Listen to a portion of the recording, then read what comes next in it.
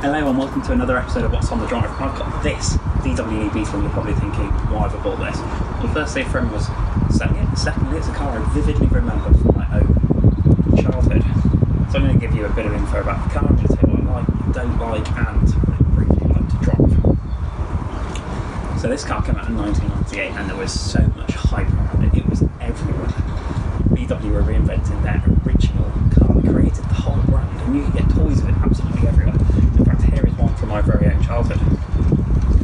People who didn't care about cars were taking notice, and we even got it in the UK in 1998. Left-hand drive because we couldn't wait until 1999 when it came out in right-hand drive. I'm going to get the boring bit out of the way first. This is where the engine is. The original car was rear-engined and air-cooled, but that was the best solution at the time for the technology available. In a modern-day car, a transverse water-cooled engine is much better for reliability, performance and package, and if you're going to reinvent it, where else would you put the engine? Here. This has got a 2-litre 8-valve petrol engine under the bonnet with 115 horsepower that was used in the ridiculed Mark IV Golf GTI. You could also get 1.4 petrol, 1.6 petrol, 1.9 diesel, a 2.3-litre V5 with 170 horsepower, 1.8 turbo, and in the US a 2.5-litre petrol, and a 3.2-litre V6 with 4-wheel drive in the super rare left-hand drive only RSI model. I've not actually ever seen one in the flesh, and that previewed the Golf R30. So this is the original VW Beetle. It came out in 2003. They updated it briefly. Indicators in the wing mirrors. They put an integrated armrest in it and a few other updates. And then in late 2007, they facelifted the car. So new front and rear bumpers, sharp creases on the wheel arches, thinner indicators, and new rear tail lights. So if ever there has been a design-led car, this is it. So, start with style. So it's clearly inspired by the original Beetle. You've got big round headlights, big bulbous wheel arches, very clear, clean front end, and only one grille, which is quite unusual for a modern water-cooled car. It's almost like something used in an electric car. I don't know how they've managed to do such a thin grille. You've obviously got this bonnet that humps over and it cuts across the front of the car like on the original car, and then you've got that arch roof line that goes all the way from the base of the windscreen to the back end of the car, one continuous curve. It's got quite a flat profile and there's no creases and there's no garnish and fake vents or anything. It's a very pure design with a very distinctive silhouette. The big bulbous arches are then replicated around the rear as well. You've got side skirts that bulge out the side of the car, and you've got these wing mirrors which are different sizes left to right. I don't know why, and if you do, please let me know. The passenger wing mirror is smaller than the driver wing mirror. It was a characteristic of VWs at this time. The Polo and the Lupa had the same thing, and in left-hand drive markets, even the Golf and the Passat did. There must be a reason for it, and I don't know why. Please tell me. Okay, so the styling continues around the back. You've got that arched roof that comes right down the back of the car, massive rear window, and then the boot lid cuts across the back of the car like the bonnet does around the front. Big rear tail lights, and then a very simple bumper again with the fog light and the reverse light at the bottom, and the number plates sort of recessed into the boot. What's really cool around the back is the fact that the boot release is hidden under the VW logo, which is awesome. It's really cool. Right, that's a lot. Okay, so let's talk about the interior. It's pretty unique in here, maybe not as unique as the interior. I think what first strikes you is that the seat is much lower than you think it's going to be. Because the roof is so high, when you step in, you expect the seat to be high, but it's not, so I keep dropping into the car. The next thing you realise is how far away the windscreen is, and that dashboard is massive. This is actually where the dashboard is that you interact with, and then the rest of it is just miles away. It also makes it quite hard to judge where the front of the car is. The console's unique to the Beetle. You've got round air vents which mirror the headlights. You've got a unique faceplate here for the radio, which I quite like how the button pops out to turn the radio on, which is quite nice, and that's the volume control as well. Standard ventilation controls, and then the lower half of the dash is all grey to make the interior feel lighter. You've got cup holders down here which slide out, which is nice, so you can fit a bottle in because they won't fit under the console, which is quite cool. gear lever, handbrake, and then this armrest which lifts up, but you can also open it for storage. There's also a sunglasses holder here for storage, and then an overhead locker, which is a bit like being on an aeroplane. Slowly opens like that. So you've got the clock and the temperature display up there, which is quite unique. Standard glove box underneath this grab handle, and then you've got somewhere to put your manual, which is really nice. Again, very good VW attention to detail, because that's normally not got a home. You've got this unique steering wheel to the Beetle, which is massive. It's got silver accents here, and then you've got, again, unique dials to the Beetle. So it's quite cool in here. You've got very flat door cards with all the controls on, and it's a nice place to be. It's pretty unique, feels pretty special. It's got some really nice touches. You'll also notice, which is probably where I should have started, that there is a vase in the car. I thought it was actually standard on the Beetle, but apparently it was an option. I actually bought it for this car when I got it because it was missing. You've got unique seats to the Beetle, which are black, which is a bit sombre, and they've got numbers on for some reason. I'm not entirely sure why or what they reference, but I guess it's to try and give it a bit of character. So yeah, quite nice in here really. Not bad for a car of the late 90s. So let's now move on to 5 things I like about the Beetle and 5 things I don't, and also briefly what it's like to drive. So I do like some of the references to the original Beetle they've used, and they've integrated them pretty well.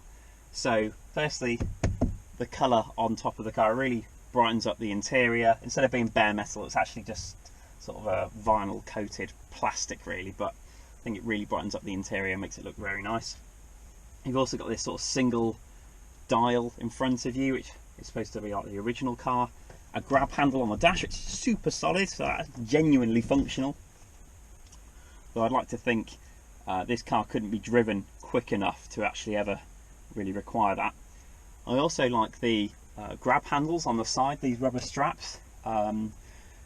Because of the shape of the roof, you can't actually have grab handles in the back, so that's actually quite a nice substitute that you've used, and they've also put a little hook on them as well, which I really do like.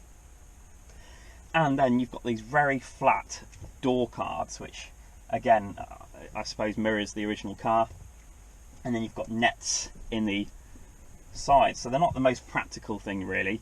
It does mean you could probably fit things that are bigger than you would normally expect, but I think a normal door pocket probably would have been more practical, because the sort of things I would put in a door pocket are things like pens and little odd bits, and they would just fall straight through the netting. But it is still a nice little feature, and it's been nicely done.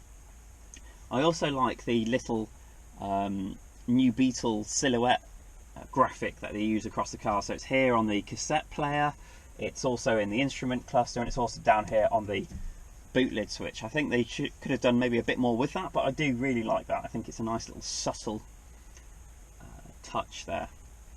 Something I really like about the car is the gear shift. I think it's fantastic. It just feels really solid, even for a car of 18 years old and 165,000 miles. It just goes into gear really nice. To go into reverse, you push down and across, which I don't particularly like, but you can tell it's in reverse. I also really like the gear knob. It's really round, it's really big, it's really nice to use, and it's really hard wearing as well. It's slightly padded as well, which is nice to use. I think it's great. A little detail I do like about the car is when it's lit up at night. So firstly, even though the lights are off, the switch down here is always illuminated, so you can find it as soon as you get in the car, which is great. I also really like the backlighting. It's this really sharp red. It makes it feel really modern in here, and all the displays are a contrasting blue. So the display here for the radio, the dial itself, and the clock and the temperature display at the top.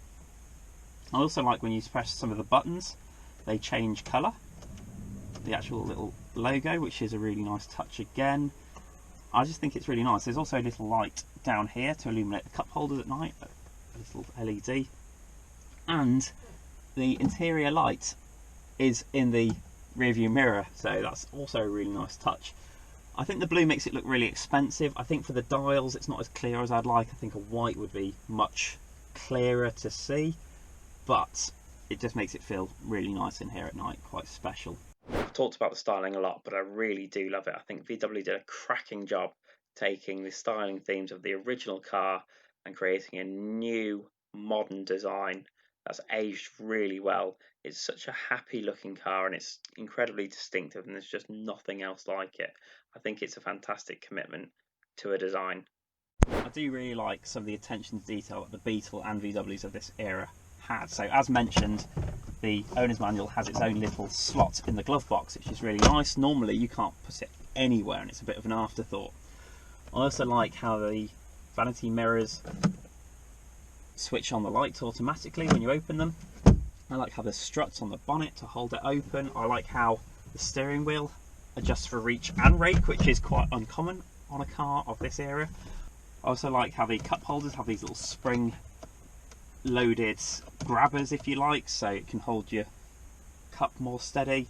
So despite being based on a Golf, the Beetle isn't particularly practical, as I'll now demonstrate in the back seats. So I'll just move across and pop this seat forward. What's really clever is this actually skips upwards and forwards, so it gives you quite a big opening to get into the back, so that's really practical. I'll just pull this back. But as you can probably see, there's not a lot of leg room. There's quite a lot of foot room. There's only 2 seats back here. The seat backs are really upright, and there's not a lot of room for my head because the roofline arches right down. You've got this plastic trim here which curves into your head, so it's very bad for headroom. I can put my head slightly behind it onto the rear glass, but I don't imagine that's particularly safe, so I wouldn't really recommend it. It's probably okay for children or shorter people. I still wouldn't think it would be that comfortable, and it's probably more of a 2+2, and it's definitely a compromise they've made to deliver that arched roof and that classic silhouette. So in addition to the lack of space in the back, the boot itself is also quite awkward. So although it's not a bad size, because the boot lid cuts across the back of the car, you can't really put any big boxes in it because it will clash with the boot lid. They've also put the optional multi-changer in the boot and bolt to the floor, so it takes up more space, and it's like an old fashioned 90s aftermarket option. I don't like that at all. Additionally, the parcel shelf doesn't go up with the boot when you open it, and I also keep forgetting to put it back down, so I leave it up like that and it will actually close in the up position, which means when you get in the car and then look behind you, you can't see, and then you have to open the boot again to push it back down. There is a 12-volt socket back here though, which is really good, and the seats do fold, but they're only one piece, which isn't ideal, so it's not the most practical car at all, particularly for its size. Here's a little thing that keeps catching me out. So you turn the car off, but you've left the lights on. You open the door, and it doesn't tell you you've left the lights on at all. It turns the dipped lights off when you take the key out, but it leaves the side lights on front and rear, so it could still flatten your battery, and I just keep forgetting to turn the lights out. One thing that really annoys me about the car and the interior is the dashboard, particularly at the back. So they've got this nice material here, really nice, but at the back they've used this really hard shiny plastic and they've done nothing with it. They could have dug out a little tray for extra storage, but no, they've used this horrible shiny plastic. And the worst thing is, when it's really sunny, it just reflects straight off that surface, and they've used it across the whole width of the dashboard and for the centre console down here. Okay, one thing that really annoys me about the car is some of the ergonomics. Although mostly they're great, so the ventilation controls are really close to hand, as are some of the main switches. The window switches are mounted flat to the door, which makes it really awkward to get to them. You've got to sort of twist your wrist to lower and lift the window. I also don't like the light switch being down here, although it's quite common on most cars. I prefer it on the stalk. That might be because I'm used to French cars. And also the mirror switch, again, is mounted up here on the door, flat to the door. I also think it's counterintuitive. You lift it to move the right window, which I think it should be the left, and you lower it to adjust the left window.